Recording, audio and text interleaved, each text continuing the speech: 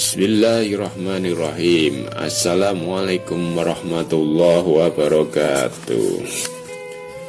Rasulullah sallallahu alaihi wasallam, Nabi Muhammad sallallahu alaihi wasallam adalah nabi terakhir yang diutus oleh Allah untuk menyempurnakan agama Islam.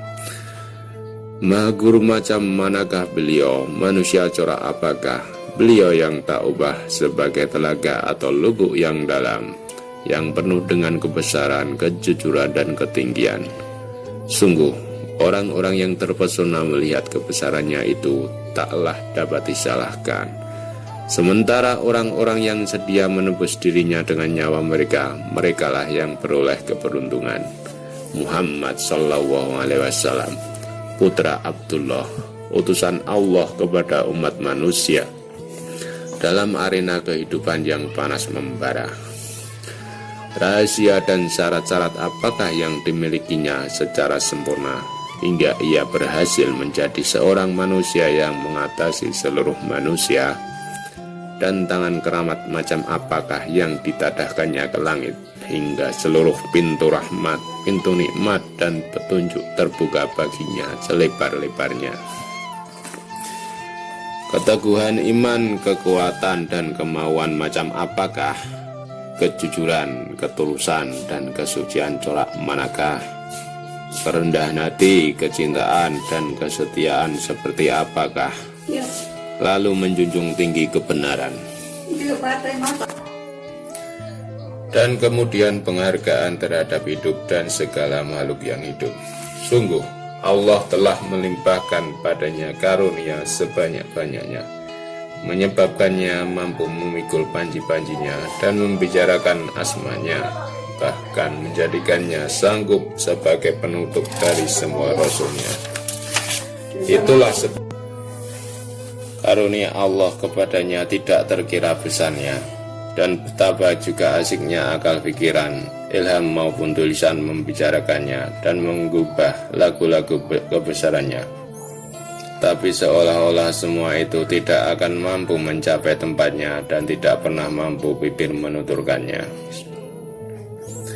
Dan andainya pembicaraan-pembicaraan yang menyajikan tentang Rasulullah SAW sebagai pembuka kata, maka tidaklah maksudnya ingin hendak menguraikannya dengan sepertinya, atau mengemukakan tokoh Rasulullah itu kepada pembaca dengan selengkapnya.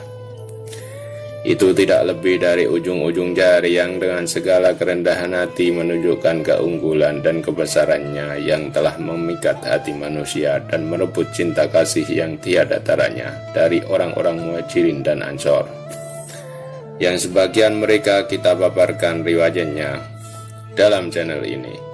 Belum lagi kehidupan terhirup akan harum wanginya, maka ia telah menjadikan angin dan bayu sebagai pertanda gembira bagi kedatangannya, sebagai utusan ke setiap pelosok bumi dan daerah-daerah kediaman insani, membawa prinsip-prinsip dakwah dan pembekalan dai, kebesaran sang guru dan kebenaran ajarannya, cahaya risalat dan rahmat rasulnya. Memang hanya itulah maksud tujuan, jika tidak lebih dan tidak kurang, yaitu agar kita dapat melihat dalam cahaya terang dari sinar cemerlangnya yang benderang sebagian bukti kebesarannya yang luar biasa, yang telah memikat cinta kasih orang beriman dan menyebabkan mereka memandangnya sebagai ikutan dan pedoman, sebagai guru dan teladan. Alasan-alasan apakah yang telah menyebabkan pemimpin-pemimpin bangsanya berlomba-lomba untuk menerima ajaran dan agamanya?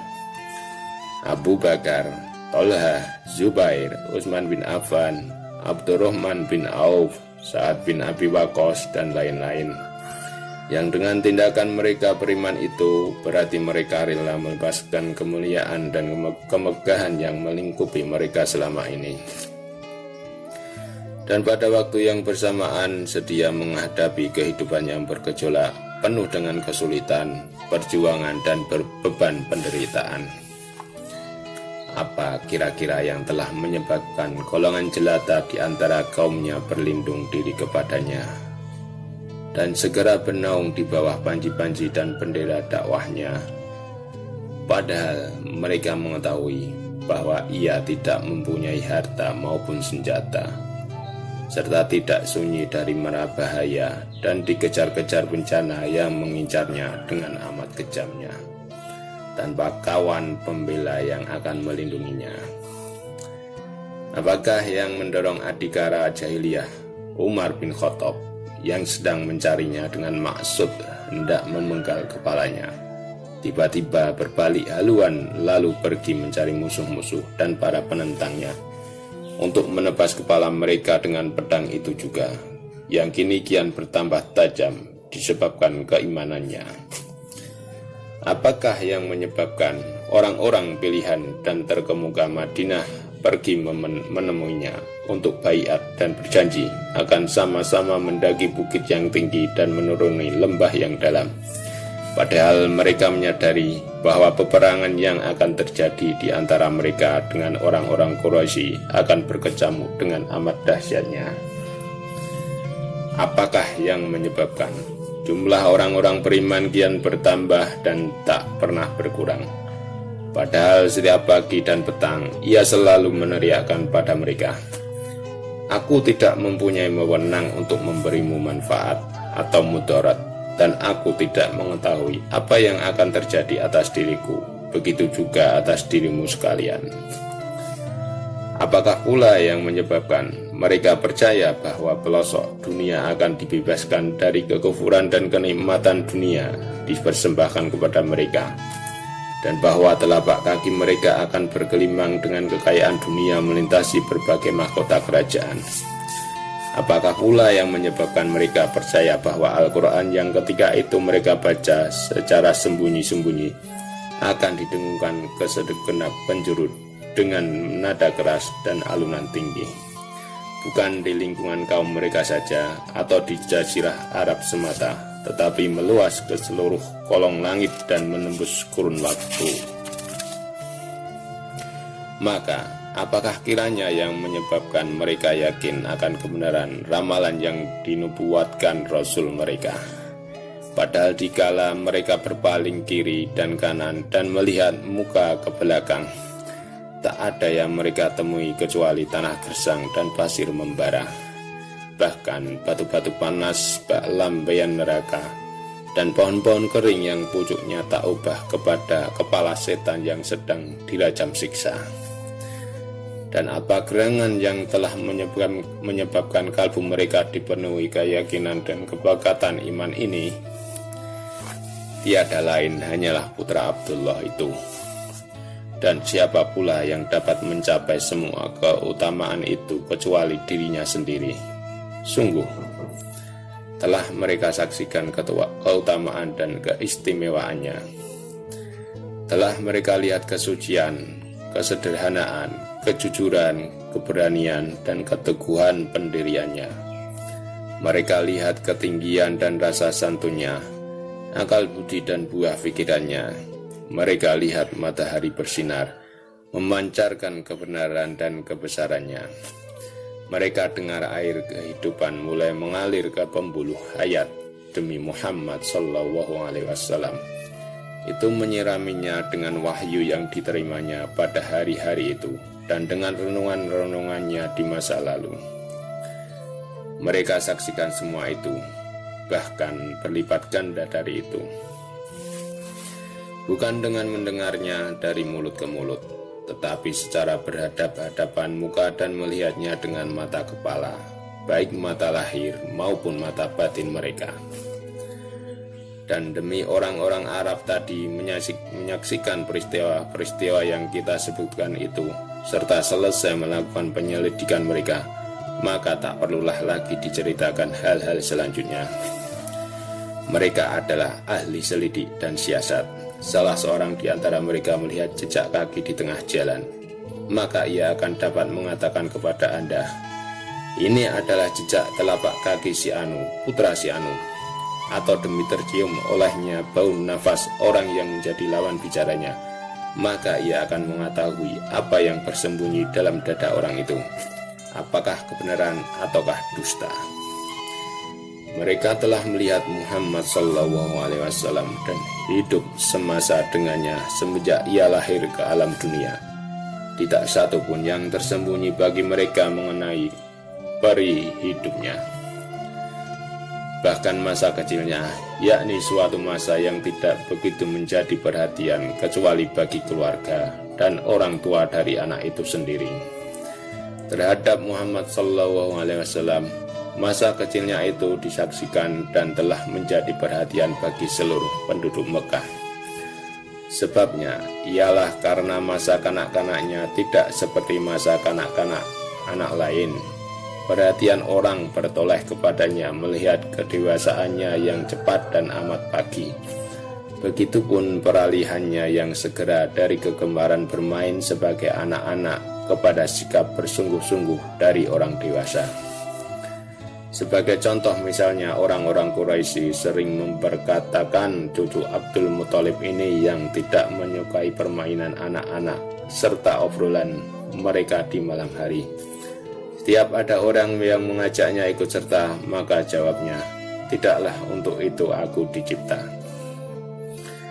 Juga sering menjadi pembicaraan mereka berita yang disiarkan oleh ibu susunya, Halimah, ketika ia mengantarkannya kembali kepada keluarganya. Hasil penglihatan dan pengalamannya mengenai anak susunya selama ini menyebabkannya yakin bahwa itu bukanlah anak biasa, dan bahwa hal itu merupakan suatu rahasia terpendam yang hanya diketahui oleh Maha Pencipta. Tetapi suatu waktu kelak pasti akan terbuka oleh peredaran massa. Mengenai masa remajanya, aduhai alangkah bersih dan sucinya, bahkan lebih terang dan lebih terbuka lagi, dan perhatian kaumnya lebih tertumpah serta perbincangan lebih meluas. Jangan dikata tentang masa dewasanya yang menjadi tumpuan pengamatan, pusat pendengaran dan penglihatan. Di samping itu, ia menjadi hati nurani masyarakat dan bangsa-bangsanya, hingga segala gerak-gerik dan tindak tanduknya menjadi ukuran bagi penilaian mereka terhadap barang hak, apa yang baik dan yang terpuji. Bila demikian halnya, maka ia merupakan suatu kehidupan yang gamblang dapat bicara, semenjak dari awal hingga akhirnya, dari buayan ke liang lahat, segala pandangan, segala langkah, dan ucapan, sekalian gerak-gerik, bahkan sekalian impian, cita-cita dan angan-angan hatinya. Semenjak hari pertama ia lahir ke dunia, semua itu pantas untuk menjadi milik umat manusia. Seolah-olah dengan itu Allah Ta'ala hendak memaklumkan kepada umat manusia, inilah utusanku kepada kamu semua. Sarananya ialah akal dan logika, dan inilah dari masa bayinya peri hidupnya terbuka. Maka periksalah dengan segala akal budi dan pertimbangan logika yang ada padamu, dan bawalah ke batu ujian. Nah, adakah kiranya hal yang menakutkan? Terdapatkah kepalsuan? Pernahkah ia berbohong agak sekali? Pernahkah ia berkhianat? Pernahkah namanya ternoda? Pernahkah ia membuka auratnya? Adakah seseorang yang dianiayanya? Atau adakah janji yang dilanggarnya? Adakah silaturahmi yang diputuskannya? Tanggung jawab yang dilemparkan dari pundaknya, atau peri kemanusiaan yang diabaikannya? Pernahkah ia menghina orang dan pernahkah ia menghadapkan mukanya menyembah berhala? Periksalah dengan cermat, selidiki dengan teliti. Tidak satu tahap pun dari kehidupannya yang diselubungi kabut tertutup tirai besi. Maka seandainya kehidupannya sebagai Anda lihat dan saksikan demikian bersih, demikian benar dan luhur, apakah dapat diterima oleh akal dan pikiran yang sehat apabila laki-laki yang seperti itu corak kehidupannya akan berubah menjadi seorang pembohong setelah mencapai 40 tahun usia? Kemudian terhadap siapa ia berbohong? Apakah terhadap Allah SWT hingga diakuiannya bahwa ia utusannya yang dipilih serta diangkatnya, dan menerima wahyu